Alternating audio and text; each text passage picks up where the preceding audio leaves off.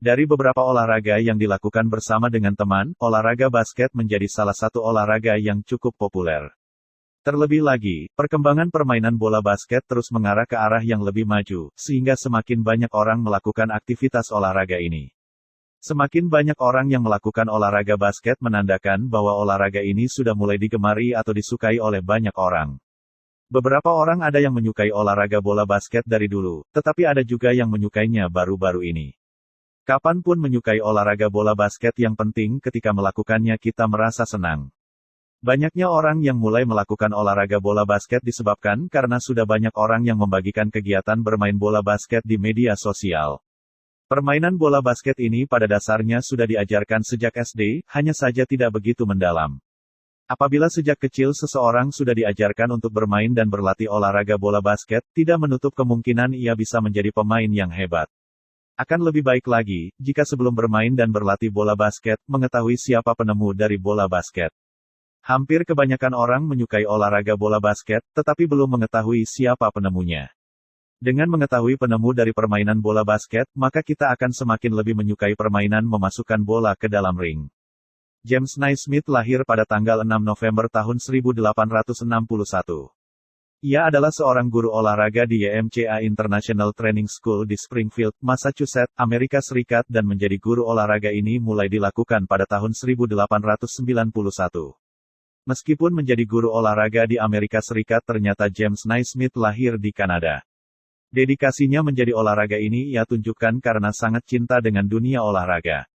Berkat kecintaannya pada dunia olahraga, ia selalu memiliki banyak ide untuk membuat suatu pelajaran olahraga menjadi menyenangkan.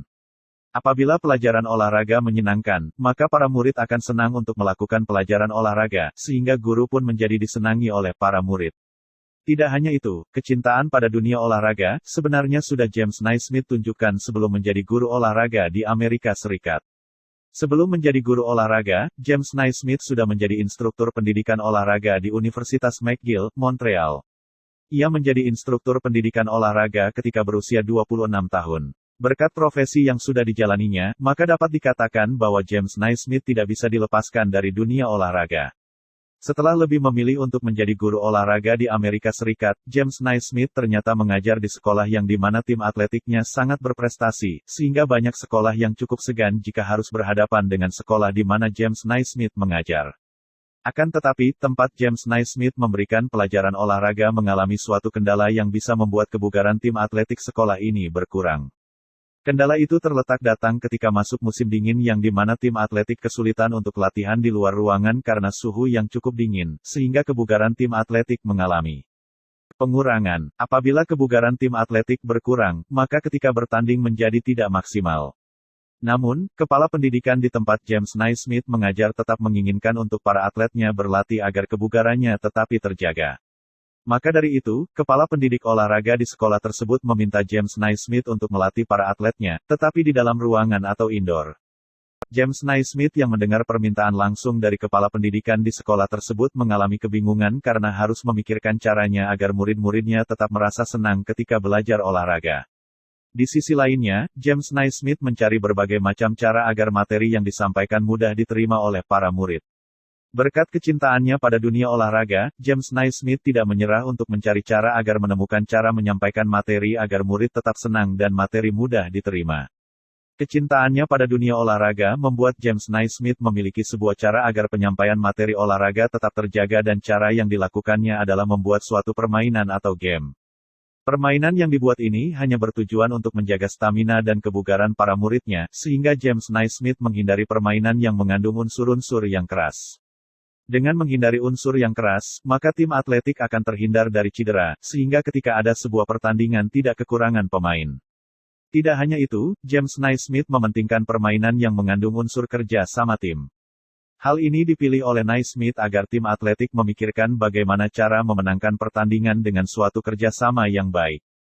Maka dari itu, supaya permainan dengan unsur kerja sama tim dapat dilakukan dengan maksimal, James Naismith mulai melakukan analisis terhadap permainan atau olahraga tim yang pada saat itu ada di Amerika Serikat, seperti sepak bola, American football, dan rugby.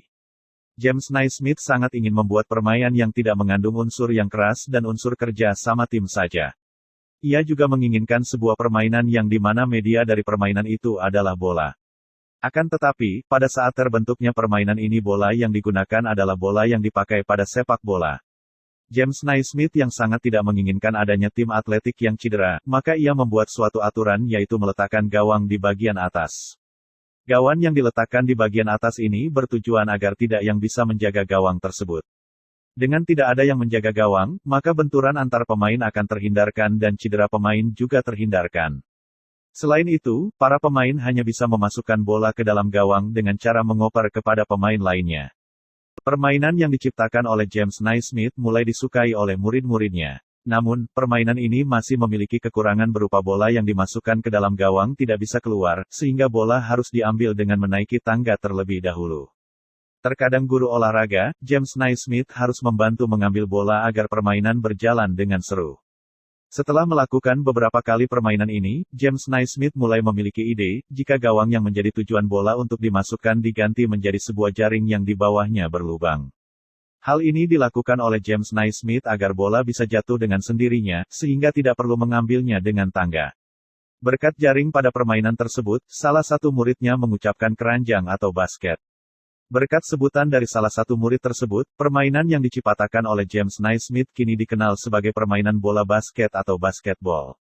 Berkat permainan yang diciptakannya, nama James Naismith mulai dikenal oleh banyak orang Amerika Serikat pada saat itu. Sebelum dijuluki dengan istilah bola basket atau basketball, sempat ada usulan permainan yang diciptakan oleh James Naismith diberi nama bola Naismith. Namun, dengan kerendahan hatinya, James Naismith menolak untuk pemberian nama permainan itu. Berkat permainan yang diciptakannya, ia didaulat menjadi Presiden Kehormatan Federasi Bola Basket Internasional. Hal ini dilakukan pada saat James Naismith datang pada pagelaran Olimpiade Berlin di tahun 1936. Perkembangan permainan bola basket tak bisa dilepaskan dari permainan yang diciptakan oleh James Naismith. Sebelum adanya bola basket yang menjadi bola resmi pada permainan ini, para pemain menggunakan bola yang biasa digunakan pada permainan sepak bola. Bahkan, pada awal-awal permainan bola basket belum ada yang menciptakan dribble. Hal ini dikarenakan lapangannya yang cukup luas. Dari lapangan yang cukup luas itulah, permainan yang diciptakan oleh James Naismith hanya mementingkan dan memanfaatkan passing dari teman saja. Setelah passing yang langkah berikutnya adalah memasukkan bola ke dalam keranjang atau basket.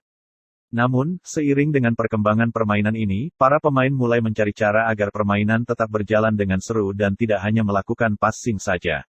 Mereka para pemain mulai memantulkan bola ke lantai ketika ingin melakukan passing. Pertandingan resmi bola basket yang terjadi di dunia terjadi pada tanggal 20 Januari tahun 1892. Pertandingan resmi pertama ini dilakukan di tempat James Naismith memberikan materi pelajaran olahraga, yaitu YMCA. Setelah pertandingan bola basket dilakukan beberapa kali, permainan ini mulai terkenal, sehingga masyarakat Amerika Serikat banyak yang mulai menyukai permainan bola basket ini. James Naismith membuat 13 aturan dasar ketika membuat permainan bola basket 13, yaitu, 1. Ketika mengoper bola, pemain bisa diarahkan kemana saja dan bisa memakai satu tangan atau kedua tangan. 2. Ketika bermain, bola bisa dipukul ke berbagai macam arah, baik itu memakai satu tangan atau dua tangan. Namun, para pemain tidak boleh memukul bola dengan kepalan tangan. 3. Para pemain hanya bisa mengoper bola di tempat ia menerima bola, tetapi pemain bisa memindahkan bola jika berlari pada kecepatan biasa. Selain itu, ketika memegang bola, para pemain tidak boleh sambil berlari. 4. Bola hanya dapat dipegang di telapak tangan, anggota tubuh seperti lengan dan anggota tubuh lainnya tidak boleh memegang bola. 5. Para pemain tidak diperbolehkan untuk menahan, mendorong, menyeruduk, menjegal, dan memukul pemain lawan. Pada pelanggaran pertama akan dianggap sebagai suatu kesalahan. Pelanggaran kedua, pemain akan diberikan sanksi berupa diskualifikasi terhadap pemain pelanggar serta keranjang tim pelanggar akan dimasuki oleh bola lawan. Jika pelanggaran dilakukan dengan unsur kesengajaan untuk mencederai lawan, maka pemain pelanggar akan diberikan hukuman tidak boleh mengikuti permainan selama pertandingan berlangsung. 6. Para pemain akan dianggap membuat kesalah, jika memukul bola dengan kepalan tangan, serta melakukan pelanggaran terhadap aturan 3 dan 4, dan melanggar terhadap hal-hal yang telah disebutkan di aturan 5. 7. Jika salah satu tim sudah melakukan 3 kali kesalahan secara berulang, maka kesalahan tersebut akan dihitung menjadi sebuah gol atau tambahan nilai untuk lawannya. Dalam hal ini pelanggaran secara berulang dapat terjadi jika tim lawan melakukan pelanggaran. 8. Sebuah gol akan terjadi, jika bola berhasil dimasukkan ke dalam keranjang dengan cara dilemparkan. Dalam hal ini, para pemain lawan, yang diserang, ketika menjaga keranjang tidak boleh mengganggu atau menyentuh gol tersebut. Gol tidak dapat disahkan, jika bola berhenti di pinggir atau sisi keranjang atau pemain lawan menggerakkan keranjang agar bolanya masuk. 9. Jika bola keluar dari lapangan pertandingan, maka bola akan dilemparkan kembali ke dalam lapangan oleh pemain yang pertama kali menyentuhnya. Apabila para pemain berselisih tentang siapa melempar bola, maka wasit akan bertindak dengan cara melemparkan bola ke dalam lapangan. Pelempar bola hanya diberi waktu selama 5 detik saja untuk melepaskan bola dari genggamannya dan memberikannya kepada teman satu tim. Jika bola dipegang lebih dari 5 detik, maka bola akan berpindah ke tim lawan. Jika salah satu tim dianggap menunda-nunda waktu pertandingan, maka wasit berhak memberikan sebuah pelanggaran.